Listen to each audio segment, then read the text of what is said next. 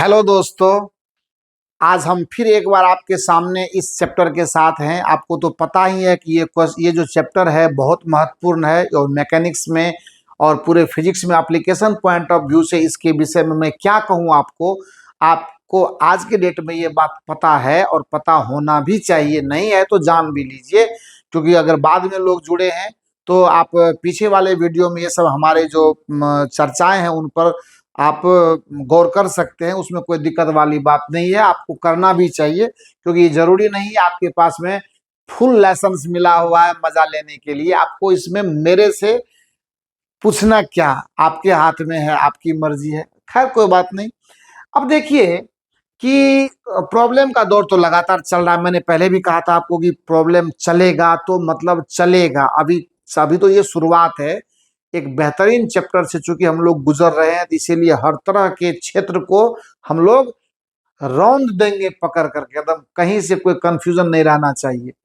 एक JEE advance का question हमको नजर आया आज वर्क डन के लिए, और है तो ये ऑब्जेक्टिव, पर आपको तो पता है कि जेई एडवांस का मतलब कुछ होता है। जेई मेन का क्वेश्चन मुझे लगता है कि इससे पीछे वाले वीडियो में आपने एक जेई मेन का क्वेश्चन देखा होगा, और नहीं देखें तो उसको जरूर देखिए, क्योंकि क्वेश्चन बहुत मेहनत से और काफी मतलब सर्च करने के बाद लाए जाते हैं कि कौन सा क्वेश्चन दूं कि कॉन्सेप्ट भी बच्चे को याद हो और साथ में क्या हो, प्रॉब्लम सॉल्विंग टिप्स भी उसके पास आए। तो उसी सिलसिले में जे एडवांस के क्वेश्चन का तो कुछ कहना ही नहीं है, उसको तो सबके सामने है। देखिए कितना बढ़िया से क्वेश्चन को मैनेज किया है कि the work done on a particle of mass m by a force F equal to x divided by x square plus y square, ये कांस्टेंट है के उसके विषय में चर्चा की गई है।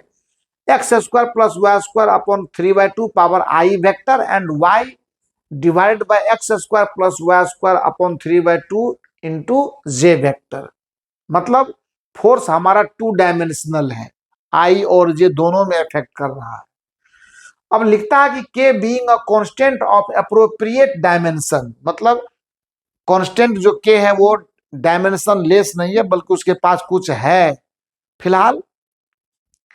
अब ये कहता है when the particle is taken from point A0 to 0A along a circular path of radius A about the origin in the xy plane, तो ये वर्क डन का वैल्यू कितना होएगा, इसका 4 ऑप्शन आपको 2k pi by 2k pi by A, k pi by A, k pi by 2a and the last में work done 0 बता रहा है। बहुत अच्छा प्रॉब्लम है ये। समझने के पॉइंट ऑफ व्यू से मैं आपको एक बात बताता हूं, इसमें गलती क्या क्या हम लोग सोचेंगे और लोग सोचते हैं।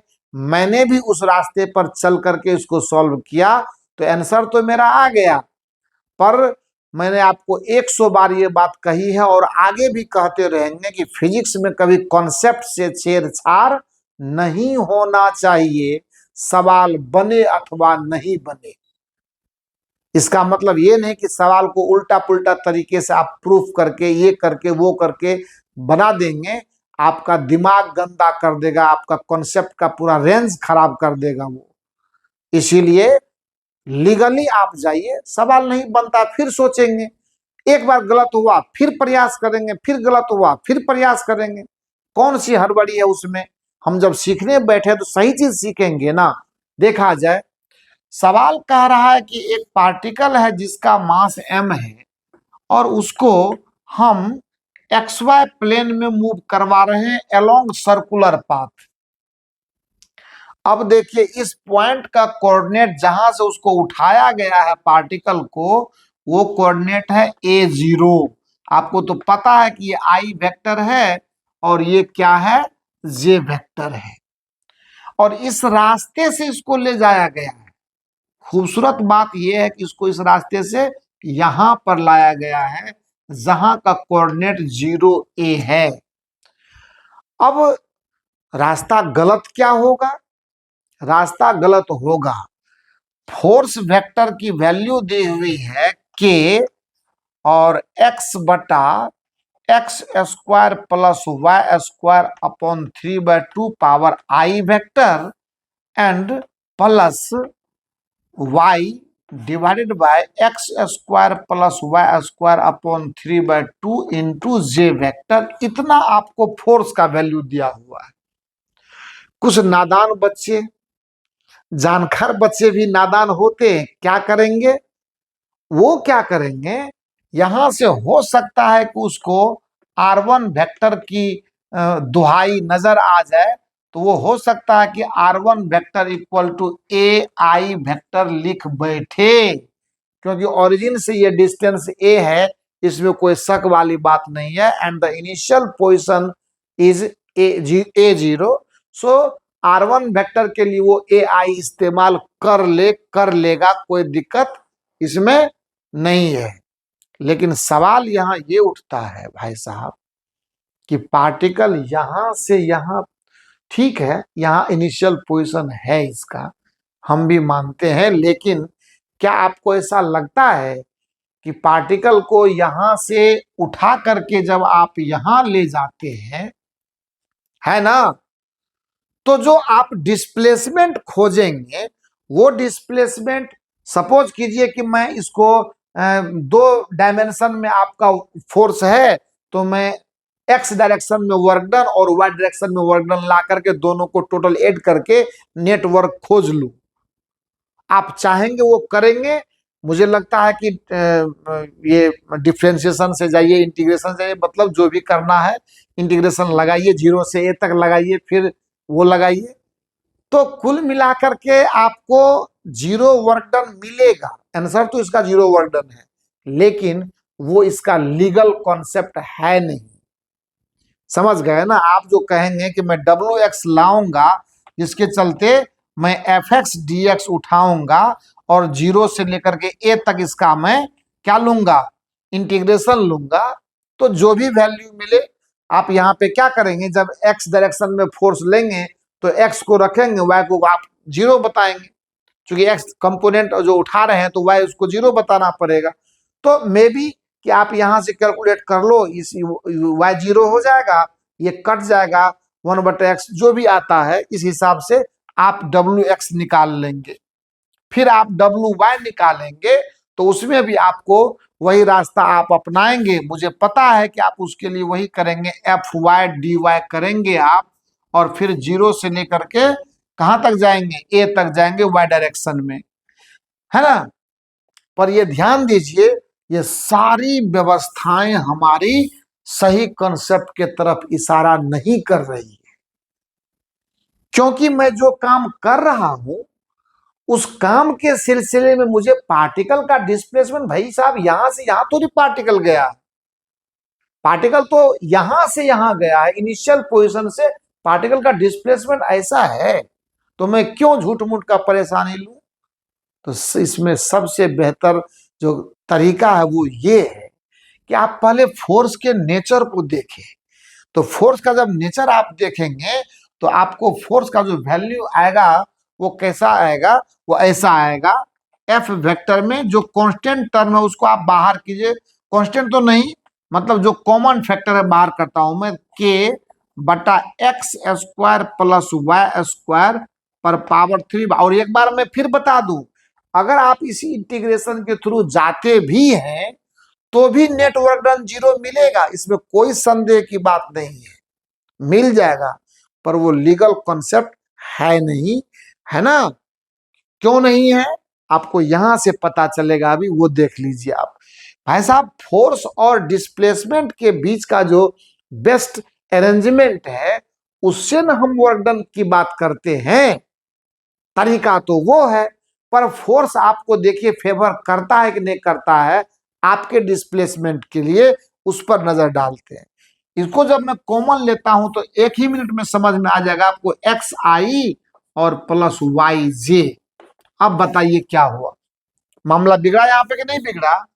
फोर्स आ गया आपको इस डायरेक्शन में, क्योंकि एक्स और आई अगर उठाते, मान लो ये एक्स है और ये वाई है, तो फोर्स तो ये डायरेक्शन पकड़ रहा है, और डिस्प्लेसमेंट आपको इस डायरेक्शन में पार्टिकल के चलने का, और दूसरा स्पष्ट रूप से बोल दिया है कि ये सर्कुलर पाथ पर चल रहा है पार्टिकल। तो जब ये पार्टिकल सर्कुलर पाथ पर चल रहा है तो जाहिर सी बात है कि ये जो फोर्स है आपके डिस्प्लेसमेंट पर परपेंडिकुलर है, और आपको तो मालूम है कि ऐसे कंडीशन में उस फोर्स का वर्क डन क्या होता है, जीरो होता है। क्या होता है, जीरो होता है। सो ऐसे फोर्स से वर्क डन कैलकुलेट करना ये शोभा नहीं देता है। समझ गए ना? तो ऐसी गलती बिल्कुल ना करें हम लोग, क्योंकि अगर गलती करेंगे तो फंसेंगे। तो वही चीज है कि इसका जो चौथा वाला ऑप्शन है डी बराबर जीरो, सॉरी डी नंबर में वर्डन का वैल्यू जीरो होगा। इसका मेन काउज यही है कि force is perpendicular to displacement. अगर यहां है तो इधर है, हो सकता है कि फोर्स तब हो सकता नहीं, बल्कि फोर्स इस डायरेक्शन में, यहां होगा तो फोर्स इधर लग रहा है, यहां है तो फोर्स इधर लग रहा है। तो हर जगह पे डिस्प्लेसमेंट क्या है, फोर्स पर परपेंडिकुलर है, इसीलिए उस फोर्स के द्वारा वर्क डन का मान क्या होगा, शून्य होगा। ये हम लोग अच्छे तरीके से जानते हैं। वर्क डन के लिए फोर्स डिस्प्लेसमेंट के उस डॉट प्रोडक्ट से हमें मालूम है ये बात। क्लियर हो गया ना? तो देखिए जेईई एडवांस का जब भी प्रॉब्लम हम लोग सॉल्व करते हैं तो उस प्रॉब्लम में कोई न कोई बात होती है, और उस बात को कभी हमें इग्नोर करना नहीं चाहिए। अब आइए चलते थोड़ा सा पोटेंशियल एनर्जी की बात करते हैं। मुझे लगता है कि आपको अच्छे से समझ में आ जाना चाहिए, नहीं आने का सवाल नहीं है। अगर नहीं आएगा तो बार बार रिवीजन करके उसको देखेंगे तो सब क्लियर हो जाएगा। कोई इतना बड़ा भी हाईटेक प्रॉब्लम नहीं है, बस थोड़ा इंपोर्टेंस इसीलिए दिया गया कि जेईई एडवांस का क्वेश्चन है, बाकी ऐसी कोई बहुत बड़ी बात नहीं है इसमें। खैर, अब आइए देखते हैं, बात करते हैं पोटेंशियल एनर्जी की। और जब पोटेंशियल एनर्जी की बात करते हैं तो पोटेंशियल एनर्जी का जो मेन आपको ऑपरेशन है बेटा, ये आपको ग्रेविटेशन चैप्टर में विथ बेस्ट कैलकुलेशन दिया जाएगा। यहां पर बहुत ज्यादा उस पर परेशान होने की जरूरत नहीं है। यूं आपको मालूम है कि ये मैं अभी बात कर रहा हूं आपसे जीपीई के विषय में, मतलब ग्रेविटेशनल पोटेंशियल एनर्जी, एंड दूसरा होता है ईपीई जिसको हम लोग इलास्टिक पोटेंशियल एनर्जी कहते हैं। ये दो फेज में और दो तरीके से हम लोग इलास्टिक बॉडी में जैसे स्प्रिंग वगैरह में एनर्जी स्टोर जो करते हैं या उसकी बात करते हैं वो अलग चीज है, और ये जीपी अलग चीज है। मान लो कोई मास m1 है और कोई मास m2 है, जो लॉ ऑफ ग्रेविटेशन में आगे पढ़ेंगे भी, और थोड़ी बहुत चर्चा पहले हम लोग किए हुए भी हैं मतलब इस क्लास में नहीं, अगर आपने किया है तो अच्छी बात है, और हम लोगों की तो कोई बात ही नहीं है। तो यहाँ पे एक्चुअली जो U होता है ना, उसका फॉर्मूला होता है -G m1m2/r। ये मोस्ट जनरल एक्सप्रेशन है ग्रेविटेशनल पोटेंशियल एनर्जी का। अब इसमें बहुत सारे थोड़े बहुत वेरिएशंस लाते हैं, लेकिन अगर मैं इस तरह से चर्चा करूं कि सपोज कीजिए कि एक कोई बॉडी है जो पृथ्वी के सरफेस से h हाइट पर, ये पृथ्वी है, ये क्या है, अर्थ है, and its mass is taken to be me, और we can say m, and this is the mass that is m, and it is at a height h from the earth surface या above the earth surface. तो potential energy का एक सामान्य definition हम लोग उठाते हैं कि अपने रेफरेंस लेवल से, है ना, उसका जो क्या बोलते हैं पोजीशन होता है, उसके चलते उसमें जो एनर्जी स्टोर होती है वही पोटेंशियल एनर्जी कहलाती है। तो हम जीपी के लिए लिख भी सकते हैं कि energy stored in the system, क्या लिखते हैं कि energy stored in the system, stored in the system due to its position, due to its position with respect to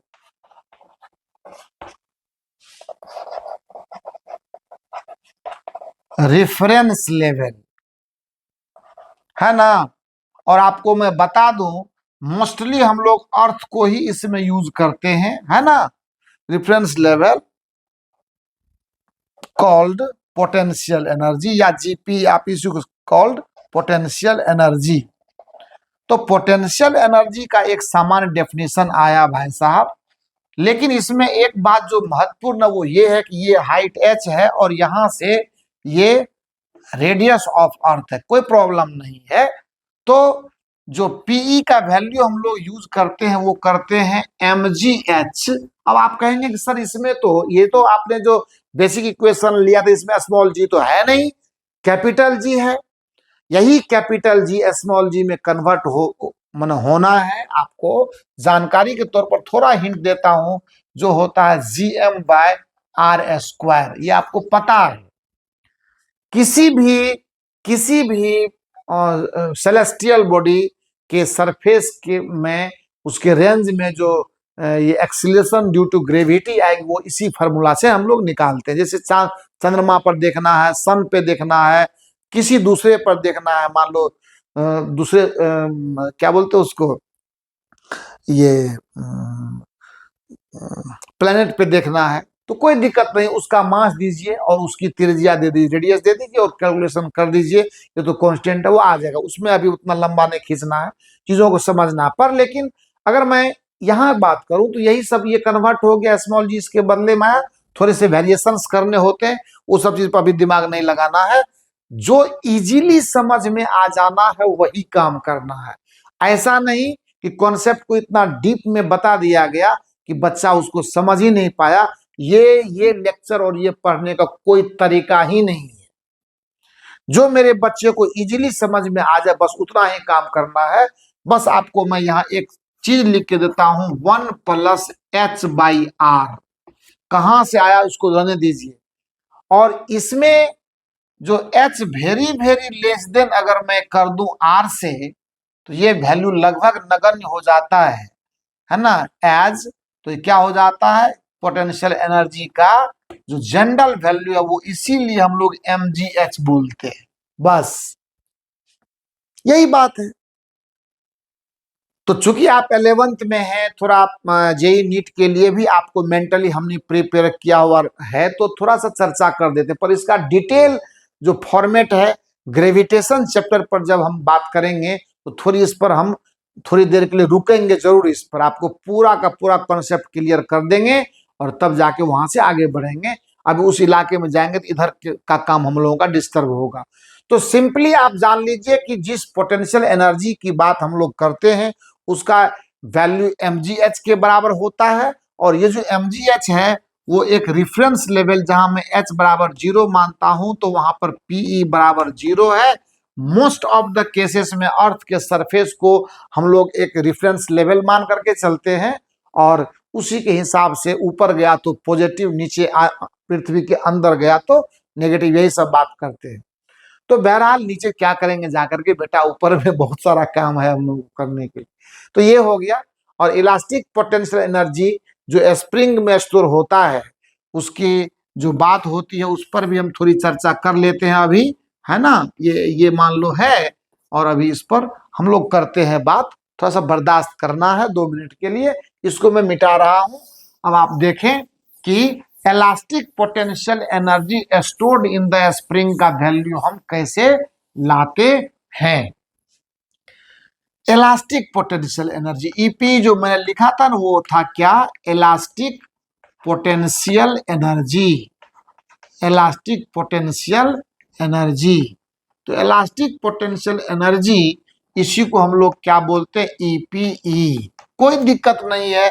आप स्प्रिंग एनर्जी इन स्प्रिंग में इलास्टिक पोटेंशियल एनर्जी कैसे आता है। अरे भाई साहब, स्प्रिंग को तो हम लोगों ने पूरा डिस्कशन किया है न्यूटन्स लॉ में, लेकिन यहाँ तो और मजा लेंगे हम इसका।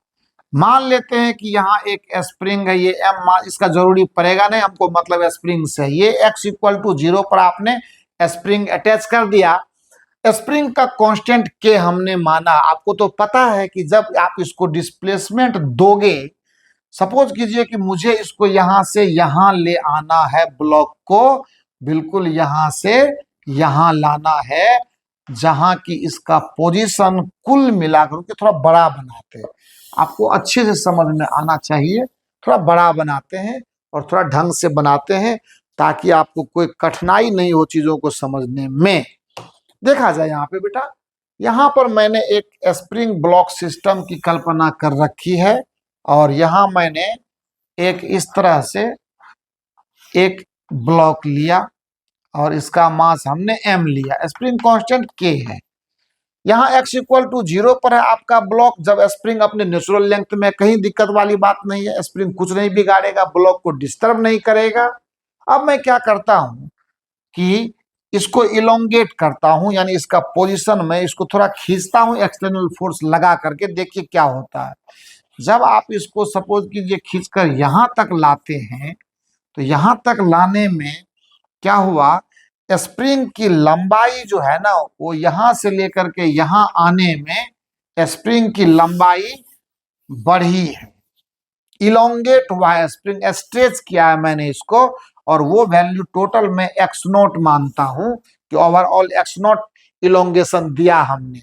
पर एक कलाकारी की बात यह है बच्चा कि एक्सटर्नल फोर्स जो इसे डिस्प्लेस करता है इस ब्लॉक को, जिसके थ्रू कि ये स्प्रिंग स्ट्रेच हो रहा है, तो स्प्रिंग के विषय में आपको मालूम है कि अगर आप इसको डिस्टर्ब करेंगे तो ये भी एक प्रकार का फोर्स, रेस्टोरिंग फोर्स आपके फोर्स के अपोजिट लगाएगा, and that force is of variable nature. Because F S के विषय में आपकी जानकारी अगर है तो अच्छी बात है। This is minus x, F S proportional to minus x means spring force is proportional to elongation or compression and oppositely directed. If you are providing the displacement towards right, then the spring force will be towards left, and if you compress the spring, so you displace the block towards left, spring force will be towards right. So हमारे displacement के opposite में वो पैदा लेता है, इसीलिए यहाँ minus sign लगा हुआ। It has no any mathematical meaning, this is logical one. तर्क के चलते ये डिस्प्लेसमेंट के अपोजिट फोर्स है, उसी के लिए वो वहां पे दिया गया है। आइए देखते हैं। तो आप इसको हटाएंगे तो एफ एस का वैल्यू आपको पता क्या होगा, के इंटू माइनस एक्स, या you can say F S equal to minus k x. ये है स्प्रिंग का फोर्स। लेकिन जब कभी भी आप इसको राइट वार्ड डिस्प्लेसमेंट खुद के फोर्स से दे रहे होते हैं तो उसकी वजह से इसमें स्लो डिस्प्लेसमेंट देना होता है। स्लो डिस्प्लेसमेंट से हमारा मतलब है कि at all instant my force must be balanced bye spring force. मेरा फोर्स और स्प्रिंग फोर्स दोनों एक दूसरे को काउंटर किए हुए रहे, कोई भी फोर्स एक्सेस ना हो ताकि बॉडी में एक्सीलेशन पैदा हो जाए, ऐसी अवस्था आने नहीं देनी होती है। तो ऐसा करने पर क्या हुआ कि अगर मैं इसको करता हूं, अब बताइए, मैं कोई एक इंटरमीडिएट पोजीशन यहां से x मान लेता हूं इसका, एट एनी पोजीशन x, पहले फोर्स निकाल लीजिए, एट एनी पोजीशन x, और ये पोजीशन कौन सा है, मेरे स्टार्टिंग से मेरे फाइनल पोजीशन के बीच में। यहां से मैंने इसको देखते ना, ये मेरा x इक्वल टू 0 का लेवल था, यहां से मैंने लाइन खींचा हुआ है, x इक्वल टू 0 का है ये। यहां से मैंने इसको एनी डिस्प्लेसमेंट x पर मैंने सोचा है, तो यहां पर फोर्स क्या होगा, एफ एक्स इक्वल टू के एक्स। ये लेकिन बेटा कौन सा फोर्स मैं बोल रहा हूं, मैं हमेशा एक्सटर्नल फोर्स की बात कर रहा हूं, है ना, फॉर स्लो डिस्प्लेसमेंट। जब स्लो डिस्प्लेसमेंट देकर के मैं फोर्स लाता हूं तो एफ एस बराबर एफ एक्सटर्नल के एट ऑल टाइम होता है। जैसे जैसे एक्स बढ़ेगा स्प्रिंग फोर्स भी बढ़ेगा, तो मेरा भी जो है फोर्स का मैग्नीट्यूड उसके काउंटर में रहेगा, कोई दिक्कत वाली बात नहीं। अब इसके बाद चूंकि हमें तो एनर्जी लानी है ना, अब यहां से चलिए एक एलिमेंट्री डिस्प्लेसमेंट dx प्रोवाइड कर दीजिए आप अपने उस सिस्टम को। ये डिस्प्लेसमेंट आपने दिया वो भी इसी डायरेक्शन में, क्योंकि आप तो उधर ले जा रहे हैं ना, तो एक्स पर आपने फोर्स मेजरमेंट कर लिया और एक एलिमेंट्री डिस्प्लेसमेंट dx और दिया आपने उसको, तो क्या होगा, फॉर एलिमेंट्री डिस्प्लेसमेंट dx, सब आप समझते चलिए, डिस्प्लेसमेंट dx क्या होगा, dw इक्वल टू किसका वर्क डन, अपना वर्क डन हम निकाल रहे हैं, चूंकि हम उसको डिस्प्लेसमेंट दे रहे हैं, ये होगा fx और dx, ये हो जाएगा kx dx, बस काम बन गया। इसीलिए integral dw equal to k integral x dx, 0 से लेकर के x0 तक, so w equal to half k x0 square आ गया। एंड यही जो work done by external agent in stretching the spring through length x0, जो वर्क डन आपने किया उस स्प्रिंग में पोटेंशियल एनर्जी के रूप में स्टोर हो गया। इसीलिए क्या बोलेंगे, इलास्टिक पोटेंशियल एनर्जी बराबर हाफ के x0 स्क्वायर। तो ये पोटेंशियल एनर्जी की कहानी थी। इन जनरल अगर देखा जाए तो मैंने ग्रेविटेशनल पोटेंशियल एनर्जी का वैल्यू mgh बताया और elastic potential energy stored in the spring का मान हाफ के x0 स्क्वायर बताया। अब ये दोनों ही तरह के पोटेंशियल एनर्जी को आने के बाद हमें बल मिला, हमें एक सपोर्ट मिलता है जहां से आगे हम लोग प्रॉब्लम को ले जाने में सक्षम होंगे। एंड ये महत्वपूर्ण, और kinetic energy, work energy theorem सब आपको मैंने बताया हुआ है, एकदम धकाधक, अब कोई प्रॉब्लम नहीं है, हम लोग बिल्कुल फ्री स्टाइल में। अब एक एनर्जी कंजर्वेशन आना है, वो 5 मिनट का भी नहीं, 2-3 मिनट का मामला है, और क्यों ना उस तरह के मामले को एनर्जी कंजर्वेशन के लिए मैं सवाल ही शुरू करूंगा और साथ में वो भी करते हुए। मेन आपका तैयारी, आपको तैयार करना हमारा मकसद है, और आप इसके लिए माइंड सेट मैं इतना प्रैक्टिस करवा देता हूं, नेक्स्ट एक आध वीडियो में आप देखेंगे प्रॉब्लम ऐसे ऐसे आएंगे आपके पास कि आपको बिल्कुल एकदम फुल प्रैक्टिस हो जाएगा। और बेसिकली अच्छे बुक का ही सहारा लीजिए, क्योंकि आप अच्छे एग्जाम के लिए तैयार हो रहे हैं। Thank you so much.